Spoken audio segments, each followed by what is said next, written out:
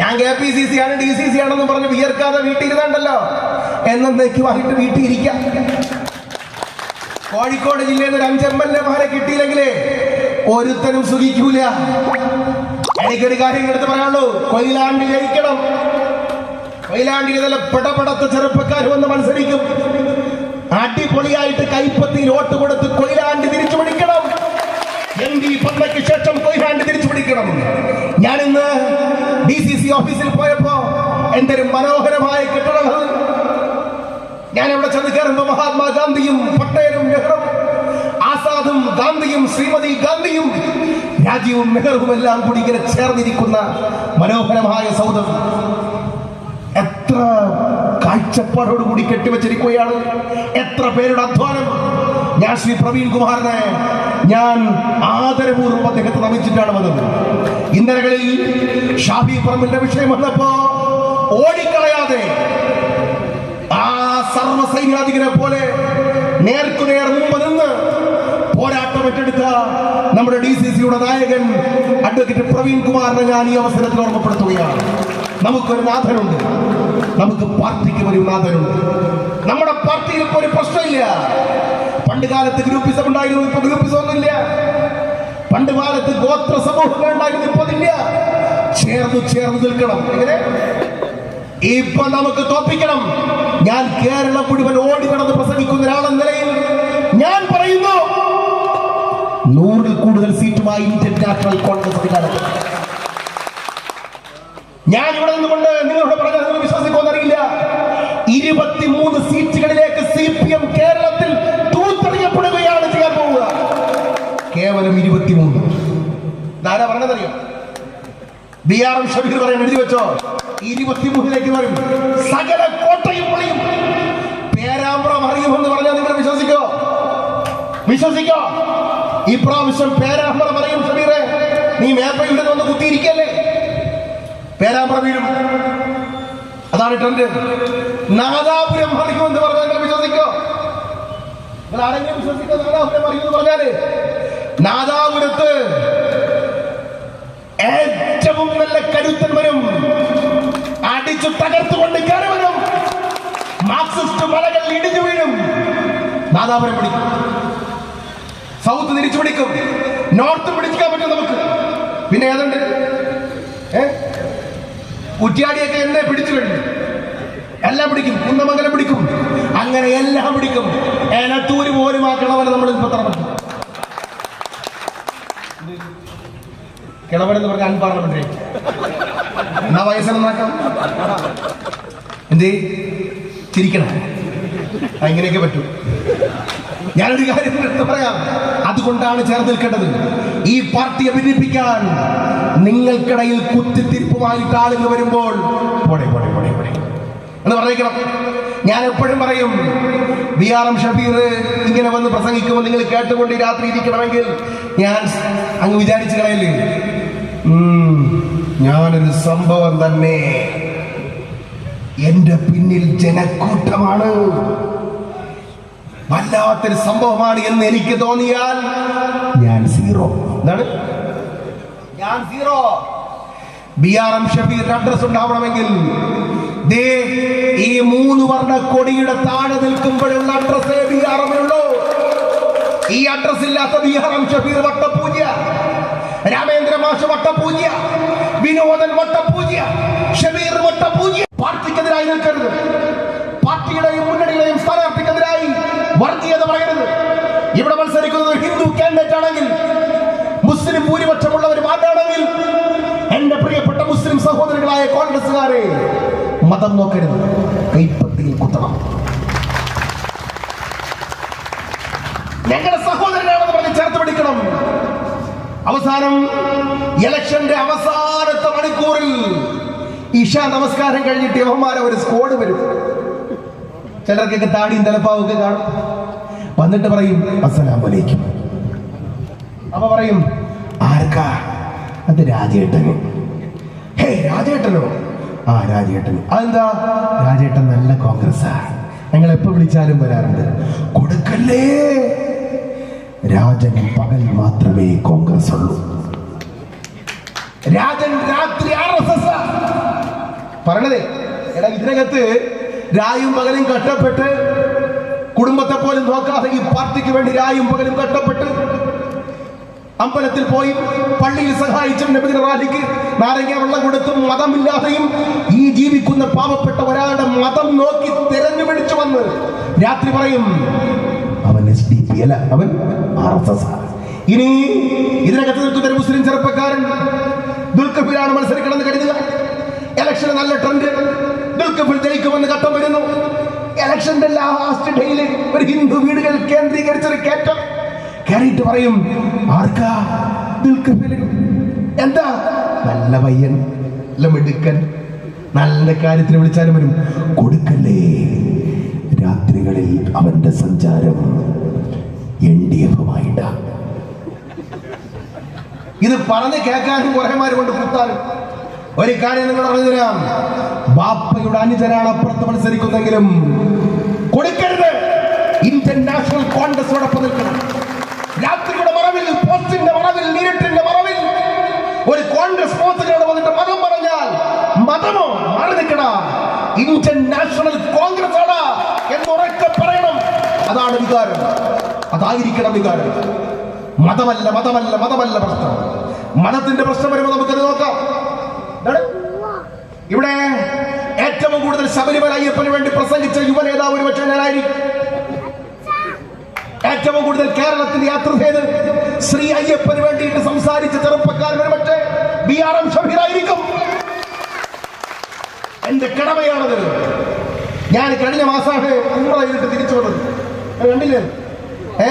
പരിശുദ്ധ ഉംറ കഴിഞ്ഞു വന്നിട്ട് ആ ഭാഗ്യം കിട്ടിയ ഒരാളാണ് ഞാനിപ്പോ. ആ ഉംറ കഴിഞ്ഞു വന്നിട്ട് ഞാൻ ശബരിമല അയ്യപ്പനെ കുറിച്ച് പ്രകീർത്തിക്കുന്നു. എന്തുകൊണ്ടാ? ഞാൻ കോൺഗ്രസ്. എന്റെ കടമയാണ്, എന്റെ കടമയാണ്, ഉത്തരവാദിത്വമാണ്. നാളെ ഇവിടുത്തെ മുസ്ലിമിനൊരു പ്രശ്നം വന്നാൽ വിനോദിനിറങ്ങണം, രാമേന്ദ്ര മാഷ് ഇറങ്ങണം, നിങ്ങൾ ഓരോരുത്തരും ഇറങ്ങണം. അത് കോൺഗ്രസ്. അർദ്ധരാത്രിയുടെ യാമത്തിലെ ഇരുട്ടിന്റെ മറവിൽ മതം മതം മതം, അരിവാൾ മതം, അരിവാൾ മതം എന്ന് പറഞ്ഞു വന്നാ പറയണ ഇല്ല ഇല്ല ഇല്ല. എന്താണ് എങ്ങനെയാ പറയണ്ടേ? ഇല്ല ഇല്ല ഇല്ല, നോ നോ നോ പറഞ്ഞിരിക്കണം.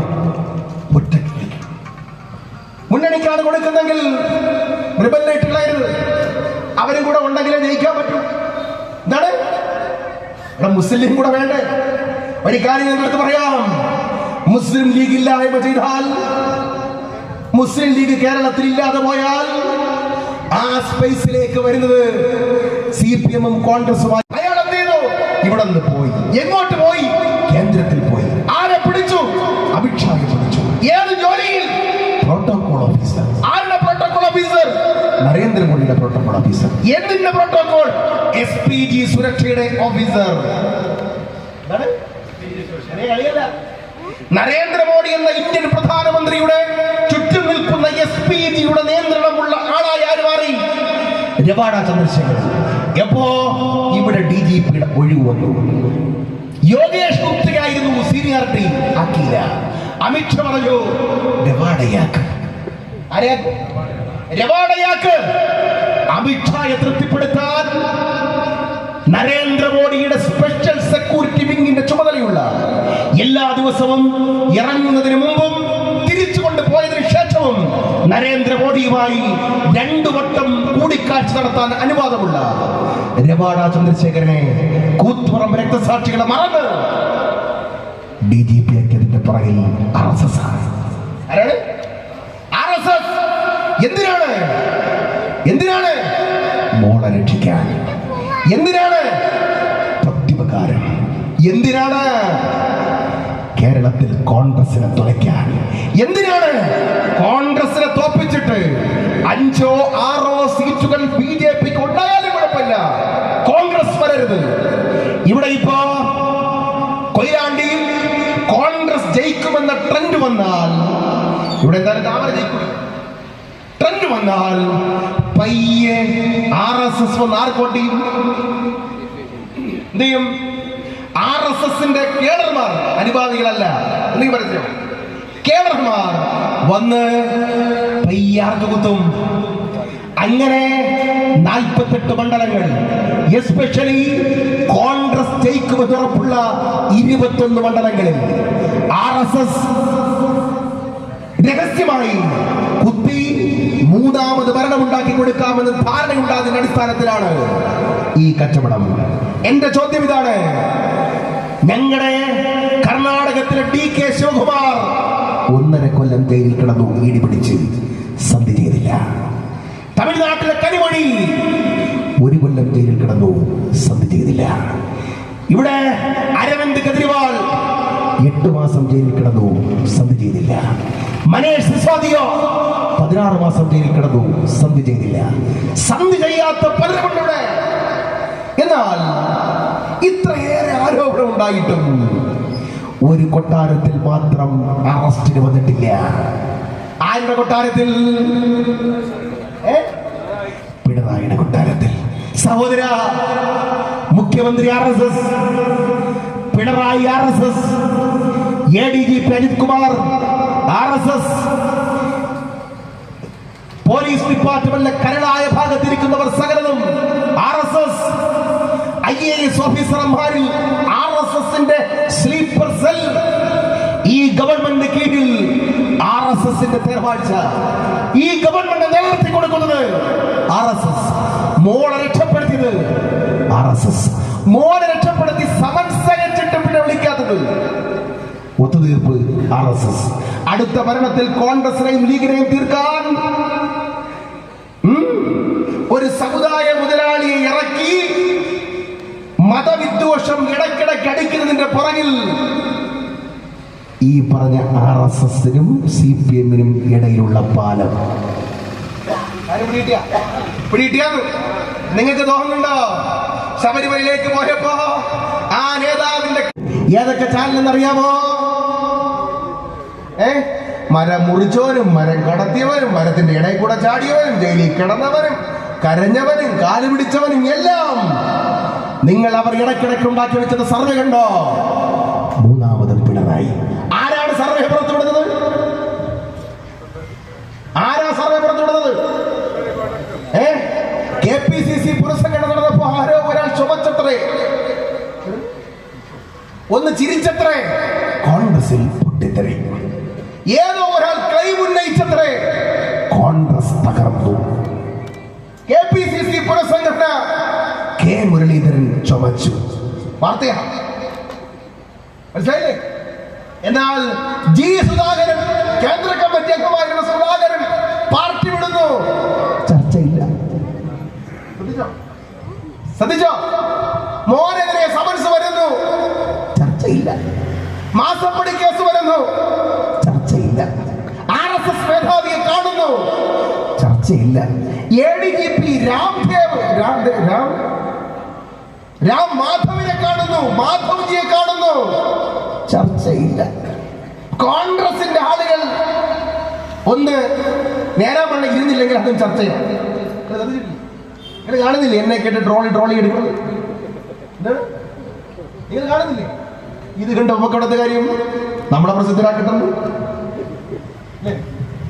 നമുക്കിവിടുത്തെ കാര്യം ഒരു കാര്യം നിങ്ങൾ തുറപ്പിച്ച് പറയാം: ആരാണോ CPM-നെതിരായി വിരൽ ചൂണ്ടുന്നത് അവരെയാണ് തകർക്കാൻ ശ്രമിക്കുന്നത്. ഷാഫി പറമ്പിലെതിരായിരുന്നു, KM ഷാജിയാണ്. ആണോ? ഇങ്ങനെ ഓരോന്നിനെയും തീർത്തെടുക്കാൻ ശ്രമിക്കുകയാണ്. ചേർന്ന് നിൽക്കണം. ഞാൻ എന്റെ പ്രസംഗം ചുരുക്കുകയാണ്. എങ്ങനെ ചേർന്ന് നിൽക്കണം? തിക്കൊടി പഞ്ചായത്തിന്റെ ഭരണമാർക്ക LDF. തിരിച്ചു പിടിക്കണം. എത്ര വാർഡുണ്ട്? 18 വാർഡ്.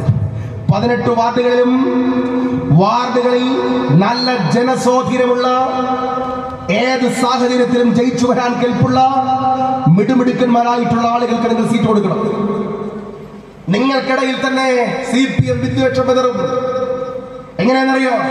നിങ്ങൾ കോൺഗ്രസ് നേതാക്കന്മാർ, അഡ്ജസ്റ്റ് ചെയ്യുന്ന നേതാക്കന്മാരെ കാണുമ്പോൾ CPM-കാർ പറയും, ചേട്ടൻ മത്സരിച്ചാൽ ഞങ്ങൾ തോക്കും. സ്ഥിരം നമ്പര. എടാ, അവൻ മത്സരിച്ച അവന്റെ കെട്ടിയോട് പോലും വോട്ട് ഇല്ല എന്നുള്ള കാര്യം അവൻ അറിയില്ലല്ലോ. പറയും, ചേട്ടൻ നിന്നാൽ ഞങ്ങൾ കടുക്കുമെന്നാണ് ഞങ്ങളുടെ ലോക്കൽ കമ്മിറ്റി റിപ്പോർട്ട് ചെയ്തിരിക്കുന്നത്. അപ്പൊ നമ്മളെ ചേട്ടൻ, നമ്മളെ പാർട്ടിയുടെ ചേട്ടൻ ഞാനൊരു സംഭവം തന്നെ.